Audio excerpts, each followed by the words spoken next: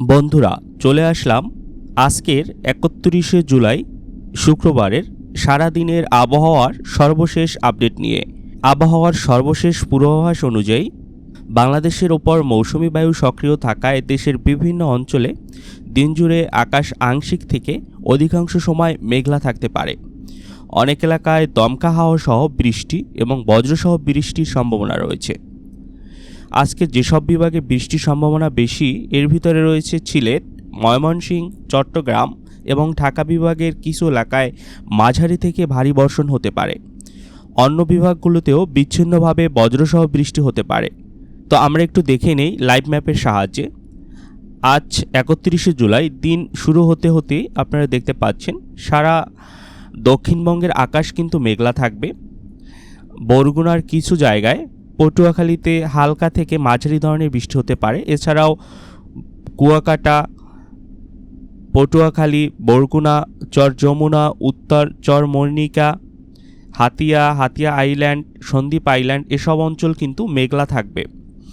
নোয়াখালী, এদিকে কুমিল্লায় কিন্তু দিন যত বাড়বে বৃষ্টি কিন্তু এখানে হবে, কিন্তু দুপুরের পরে এখানে আকাশ মোটামুটি মেঘলা থাকবে। মাদারীপুরে দুপুরের পরে বৃষ্টি হওয়ার সম্ভাবনা রয়েছে, বরিশালেও বৃষ্টি হওয়ার সম্ভাবনা রয়েছে। এদিকে দুপুরের পরে মাগুরা, যশোর, খুলনা এসব অঞ্চল মেঘলা থেকে হালকা থেকে মাঝারি ধরনের বৃষ্টি হওয়ার সম্ভাবনা রয়েছে।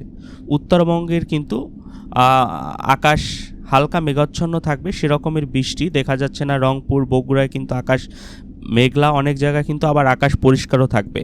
এদিকে সিলেটে দুপুরের পরে কিন্তু একদম পরিষ্কার থাকবে আকাশ, আবার বিকেল হতে হতে আবার মেঘলা হয়ে যাবে। রাত্রের দিকে কিন্তু মোটামুটি বাংলাদেশের দক্ষিণবঙ্গের আকাশ একদম পরিষ্কার হয়ে যাবে। কিছু কিছু জায়গায় হালকা থেকে মাঝারি ধরনের মেঘ থাকতে পারে। উত্তরবঙ্গে